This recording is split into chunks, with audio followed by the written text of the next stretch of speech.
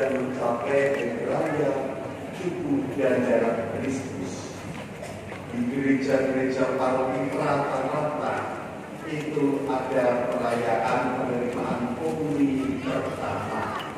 Maka hari raya ini cukup istimewa dan misalnya akan aja. Nanti anak-anak akan mengalami hari yang bersejarah bagi mereka. Seperti saya juga sampai sekarang saya mengingat peristiwa komuni pertama saya. Tahun 1979 saya kelas 3 SD. Dan saya juga memakai seragam pakaian atas putih, bawahnya putih. Ini putih semua kan? Oh, putih juga, ini kebiasaan kedolanya. Atas putih, bawah gelap. Ben koyo sih. Tadi di sini aku sinoman gopo. Saudara-saudara yang dikasih dan mengasihi Kristus. Dalam bacaan pertama dikisahkan tentang hari raya Paskah dan yang menarik, ini adalah peringatan keluarnya bangsa Israel dari Mesir, dari penjajahan Mesir, dan ditandai dengan pengorbanan domba, pengorbanan kambing. Dan Yesus itu juga mengalami memperingati Paskah Yahudi. Tetapi seperti yang diungkap dalam bacaan ini, pengorbanan kambing diganti dengan pengorbanan tubuhnya sendiri.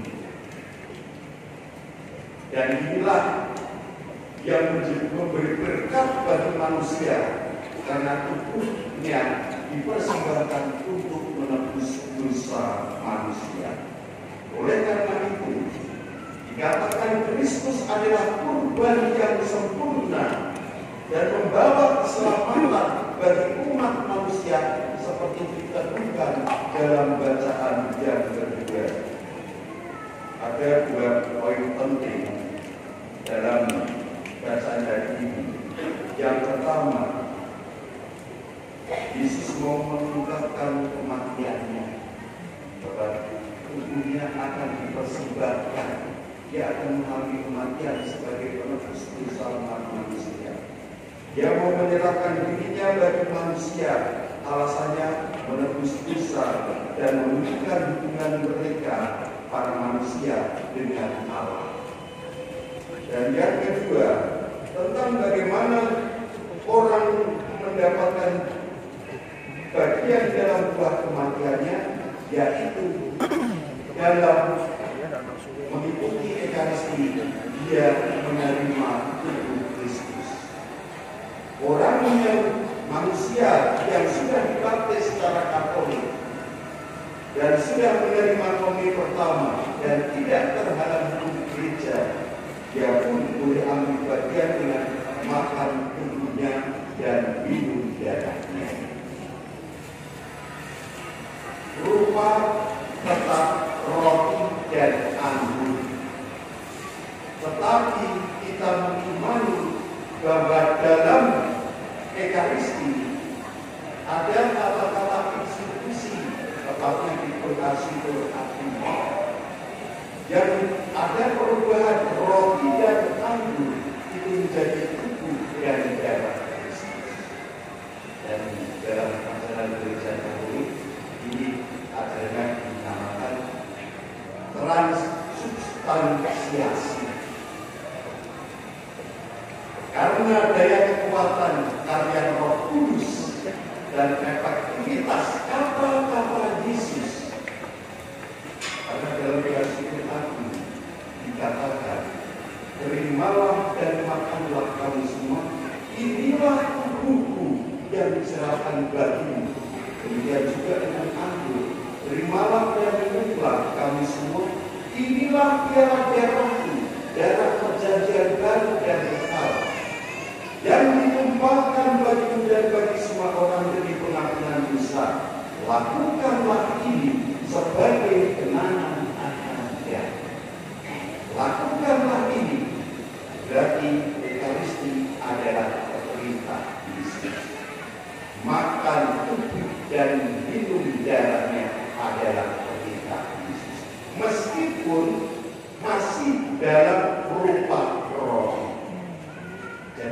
rasanya ghosting itu juga seperti roti tak berani entah sebelum atau setelah diberkati. Rasa anggur kita minum darahnya, rasanya tetap anggur. Baunya juga sama. Ya, beda nggak kalau menerima tubuh dan darah Kristus atau menerima tubuh Kristus itu ketika saya terakhir dapat masak kuku seksual sama waktu pertama dapat dari Romo dapat gede. Beda apa enggak? Kita imani maknanya adalah sama. Kalau roti itu sudah diberkati dan menjadi tubuh Kristus, demikian pula anggur. Saya itu menerima tubuh dan darah padahal saya terakhir, tetapi ghostingnya belum diberkati. Perbuatan ghosting, ambil dari plastik atau minta mas janju, lalu kemudian dicelupkan anggur yang sudah diberkati. Dia sudah menerima tubuh dan darah Kristus. Mau menerima tubuh dan roti dan anggur atau roti tok atau darahnya tok, mungkin doakan Gustian untuk berkati, maknanya sama. Dia telah menerima Yesus Kristus dalam hidup. Saudara-saudara yang dikasih dan mengasihi Kristus, mengapa ya kita itu harus bisa? Jelas perintah Tuhan, lakukanlah ini sebagai kenangan akan Anda. Cara bodohnya juga begini, tubuh kita bisa hidup karena raga kita itu juga ada jiwa. Karena kita bisa hidup karena ada tubuh dan roh yang menghidupkan kita. Kalau tubuh kita supaya bisa hidup perlu makanan jasmani, perlu makan nasi, perlu makan nasi sayur lauknya buah, minum susu, minum teh, kopi dan lain sebagainya. Tetapi ingat, kita bisa hidup bukan hanya berarti dari makanan jasmani saja, tetapi juga makanan rohani. Dan mengikuti Ekaristi, menerima tubuh dan darah Kristus, menerima komunitas, ini adalah makanan bagi roh kita. Supaya kita itu tetap jauh dari dosa, dekat dengan Allah, maka perhatian pada makanan rohani itu perlu dipenuhi. Bukan hanya makanan jasmani saja, makan enak, kenyang, kotak parah. Bukan hanya, rohani pun juga membutuhkan asupan gizi, yakni dengan kegiatan rohani, utamanya mengikuti Ekaristi. Saudara-saudari yang terkasih, kalau kita ada orang yang kurang percaya atau bahkan mungkin kita bertanya, memang benar yang kita makan kok rasanya ya seperti roti tak berani koyo sempe, ambune yo podo, memang itu tubuh Kristus. Pengalaman membuktikan, banyak orang bersaksi, bahkan diakui oleh Vatikan, keajaiban mujizat roti menjadi tubuh Kristus, menjadi daging, dan juga ada darah. Kalau seandainya tubuh Kristus itu dicoblos-coblos, tapi jangan dicoba ya, karena pengalaman di dunia ini ada juga yang mengeluarkan darah segar. Dan ini diteliti, seandainya ada keajaiban kok getek ini. Ketika diteliti, dan ini bukan hanya satu bulan, bahkan ratusan mujizat pengakuan. Saya tidak bisa menyebut satu persatu, silakan googling sendiri. Ya. Darahnya itu darah manusia, dan ada zat-zat yang terkandung di dalamnya. Golongan darah itu golongan plat Jogja, darah manusia api, dan karena penelitian makin canggih itu juga akhirnya ternyata jenis zat-zat yang ada itu mirip darah orang, darah manusia yang persis ada di bekas atau yang tercetak dalam kain kafan Turin Italia.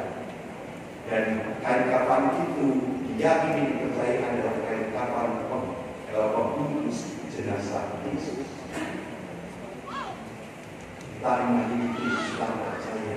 Maka ketika anak-anak ini sudah menerima komuni pertama, ini bukan hanya meneruskan tradisi dia untuk kelas 3, kelas 4 atau lebih dikit menerima komuni pertama, ikut pelajaran dan lain sebagainya, habis itu ya selesai. Mudah-mudahan kesuburan yang dibuat oleh orang tuanya dengan sudah mempersiapkan segalanya, termasuk jadi panitia perayaan komuni pertama, dan di belakang panjenengan atau di depan saya itu sudah pajangan seperti itu, bahkan foto-foto proses katanya sering berlangsung, tidak hanya berhenti sekarang. Pendampingan anak setelah komuni pertama itu sangat penting. Setelah komuni pertama, anak nanti kalau sudah ada pendaftaran Krisma, diikutan dan seterusnya. Saudara-saudari yang terkasih, kalau saya katakan berarti anak-anak ini yang sudah menerima komuni pertama, berarti anak yang sudah bisa dipercaya, dia bisa membedakan mana roti biasa dan mana tubuh Kristus. Setelah dikonsekrer, diberkati lewat proses berasal agung, maka kita imani di roti dan anggur juga menjadi tubuh dan darah Kristus, dan mereka mengakui jika Ekaristi itu menjadi kebutuhan bagi mereka. Sekarang saya tanya untuk anak-anak, kalian yang bekerja anak-anak jujur, kalau di hari Minggu ya kalian tahu toh mau menerima komuni, ikut bisa nanti terima komuni karena kalian sudah menerima komuni. Tetapi bapak ibumu tidak bisa ngantar kamu, saudara-saudaramu juga tidak bisa ngantar kamu. Apakah kalian berani ikut misa meskipun tidak ada yang ngantar, alias pergi ikut misa di gereja Plegoraya sendirian misalnya? Berani nggak? Siapa yang berani? Sendirian.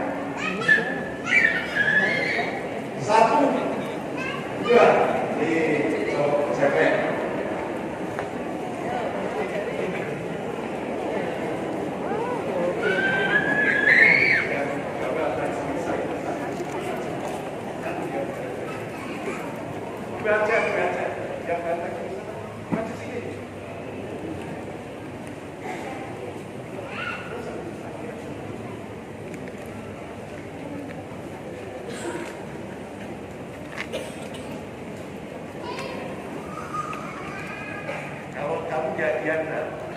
Ikut bisa, berarti ikut bisa pergi ke gereja sendirian, bisa.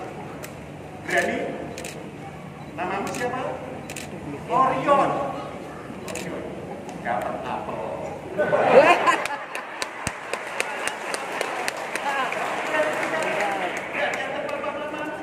Namamu siapa? Novi. Lovi. Kamu juga. Terima kasih.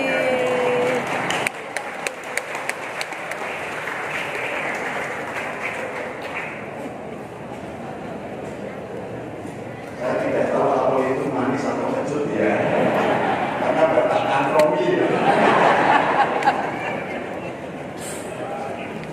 Saudara-saudari yang terkasih, meski demikian saya katakan sekali lagi, orang tua tetap harus mendampingi, dibina keberlanjutan imannya.